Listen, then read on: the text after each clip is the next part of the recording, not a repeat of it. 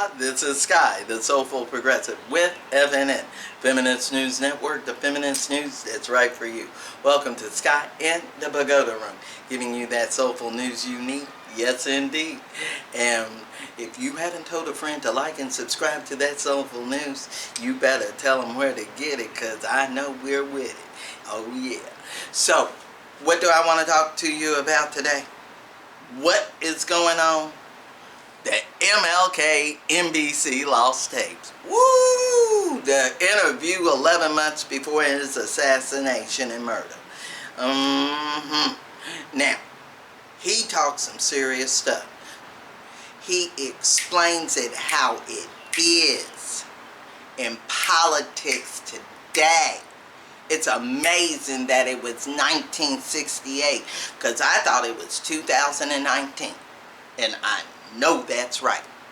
So we're going to take a look at what he said, because he broke it down on how politics is being ran. Because some people say they for reparations, some people say they for racial equality, but what's happening?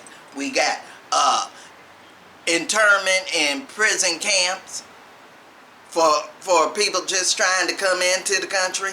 We got industrialized prisons and slave labor for Gap and Victoria's Secrets in our prisons.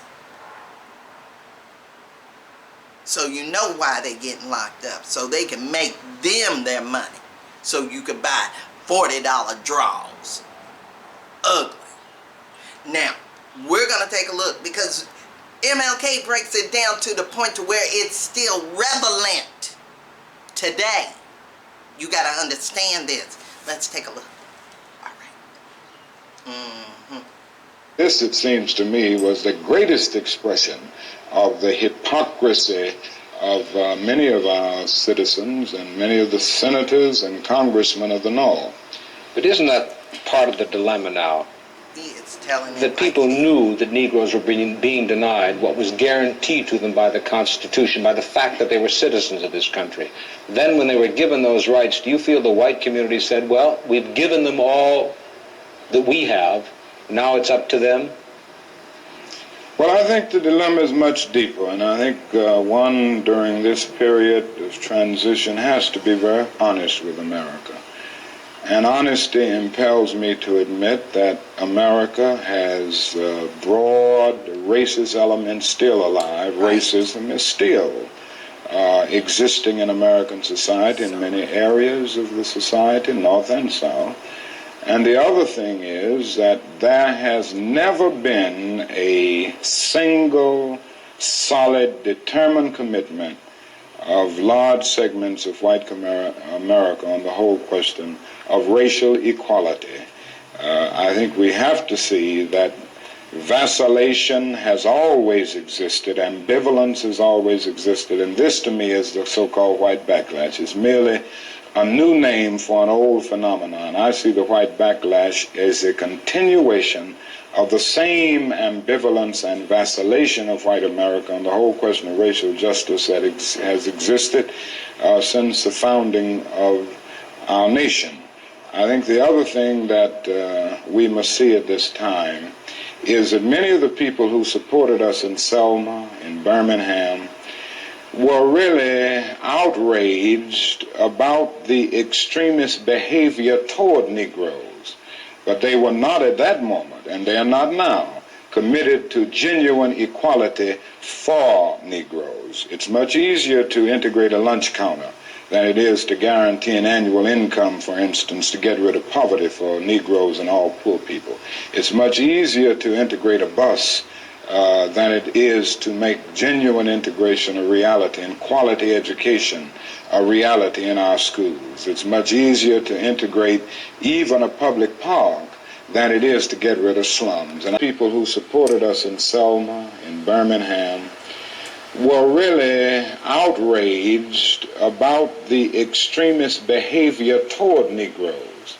But they were not at that moment, and they are not now, committed to genuine equality for Negroes. It's much easier to integrate a lunch counter than it is to guarantee an annual income, for instance, to get rid of poverty for Negroes and all poor people. It's much easier to integrate a bus than it is to make genuine integration a reality and quality education a reality in our schools. It's much easier to integrate even a public park than it is to get rid of slums. And I think we are in a new era, a new phase of the struggle, where we have moved from a struggle for decency, which characterized our struggle for 10 or 12 years, to a struggle for genuine equality. And this is where we're getting the resistance, because there was never any intention to go this far. People were reacting to Bull Connor and to Jim Clark rather than acting in good faith for the realization of genuine equality. What is it about the Negro? I mean, every other group that came as an immigrant somehow, not easily, but somehow got around it. Is it just the fact that Negroes are black? That's a part of it, and that grows out of something else. You can't thingify anything without depersonalizing that something. If you use something as a means to an end, at that moment you make it a thing and you depersonalize it. The fact is that the Negro was a slave in this country for 244 years. That was a willful thing that was done. The Negro was brought here in chains, treated in very inhuman fashion, and this led to the thingification of the Negro. So he was not looked upon as a person. He was not looked upon as a human being with the same status and worth as other human beings. And the other thing is that human beings cannot continue to do wrong without eventually rationalizing that wrong. So slavery was justified morally, biologically, theoretically, scientifically, everything else. And it seems to me that white America must see that no other ethnic group has been a slave on American soil. That is one thing that other immigrant groups haven't had to face. The other thing is that the color became a stigma. American society made the Negro's color a stigma, and that can never be overlooked. So I think these things are absolutely necessary. The other thing is that America freed the slaves in 1863 through the Emancipation Proclamation of Abraham Lincoln, but gave the slaves no land or nothing in reality, and as a matter of fact, to get started on. At the same time, America was giving away millions of acres of land in the West and the Midwest, which meant that there was a willingness to give the white peasants from Europe an economic base. And yet it refused to give its black peasants from Africa, who came here involuntarily in chains and had worked free for 244 years, any kind of economic base. And so emancipation for the Negro was really freedom to hunger. It was freedom to the winds and rains of heaven. It was freedom without food to eat or land to cultivate, and therefore it was freedom and famine at the same time. And when white Americans tell the Negro to lift himself by his own bootstraps, they don't look over the legacy of slavery and segregation. I believe we ought to do all we can and seek to lift ourselves by our own bootstraps, but it's a cruel jest to say to a bootless man that he ought to lift himself by his own bootstraps. And many Negroes, by the thousands and millions, have been left bootless as a result of all of these years of oppression and as a result of a society that deliberately made his color a stigma and something worthless and degrading. Saw a solid decade of progress in the South. And in 1954, which was, 64, 1963, 9 years after the Supreme Court's decision to be in the March on Washington, meant a great deal. It was a high moment, a great watershed moment. But I must confess that that dream that I had that day has at many points turned into a nightmare.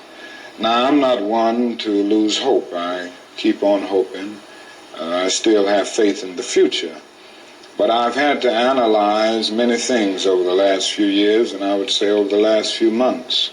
I've gone through a lot of soul-searching and agonizing moments, and I've come to see that we have many more difficult days ahead, and some of the old optimism was a little superficial, and now it must be tempered with a solid realism. And I think the realistic fact is that we still have a long, long way to go, and that we are involved in a war on Asian soil, which, if not checked and stopped, can poison the very soul of our nation. Even if there had not been a war in Asia, would you still not have had this nightmare insofar as the Negro movement for equality then touched on two things that the white community holds sacred: their children and their property? Doubt that we would have encountered great difficulties, great problems of resistance, if the war had not been in existence. So that I'm not going to say that all of our problems will be solved if the war in Vietnam is ended, but I do say that the war makes it infinitely more difficult to deal with these problems. When a nation becomes obsessed with the guns of war, it loses its social perspective, and programs of social uplift suffer. This is just a fact of history, so that we do face many more difficulties as a result of the war. It's much more difficult to really arouse a conscience during a time of war. I noticed the other day, some weeks ago, a Negro was shot down in Chicago, and it was a clear case of police brutality. That was on page 30 of the paper, but on page 1 at the top was 780 Viet Cong killed. That is something about a war like this that makes people insensitive. It dulls the conscience. It strengthens the forces of reaction, and it brings into being bitterness and hatred and violence. And it's strengthened the military-industrial complex of our country, and it's made our job much more difficult, because I think we can go along with some programs, if we didn't have this war on our hands, that would cause people to adjust to new developments, just as they did in the South. They said they'd never ride the bus with us, blood would flow in the streets, they wouldn't go to school, and all of these things. But when people came to see that they had to do it because the law insisted, they finally adjusted. And I think white people all over this country will adjust once the nation makes it clear that in schools and housing, we've got to learn to live together as brothers. I think the biggest problem now is that we got our gains over the last 12 years at bargain rate, so to speak. It didn't cost the nation anything. In fact, it helped the economic side of the nation to integrate lunch counters and public accommodations. It now is that we got our gains over the last 12 years at bargain rate, so to speak. It didn't cost the nation anything. In fact, it helped the economic side of the nation to integrate lunch counters and public accommodations. It didn't cost the nation anything to get the right to vote established. And now we are confronting issues that cannot be solved without costing the nation billions of dollars. Now, I think this is where we're getting our greatest resistance. They may put it on many other things, but we can't get rid of slums and poverty without it costing the nation something. You know he was preaching the truth and telling it like it was. That's how MLK was. And you need to be listening, because like I said, it's relevant today, right now. It's going on. It is important to understand that what this man said still rings true today. And if you agree with that, leave comments below and let me know. Because I shouldn't have to say no more. I shouldn't have to say no more. He said it.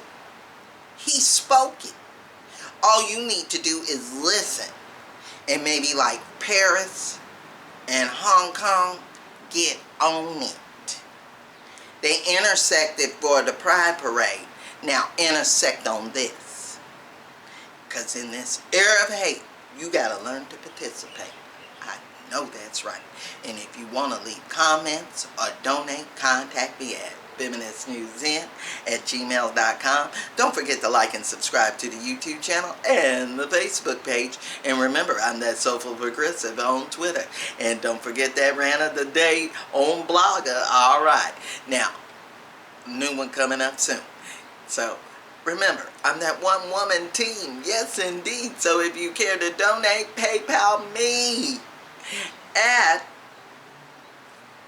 PayPal. Feminist News Network at PayPal me. Alright. I got it. Alright. Now, I'm giving it to you raw. I'm giving it to you straight. And I am putting it in its place. What? The truth. And you need to hear it, because just like they say, it repeats itself. It's happening now. MLK, what he's saying, so relevant. And it shouldn't have to hit you over the head like a old cartoon with an anvil. Okay?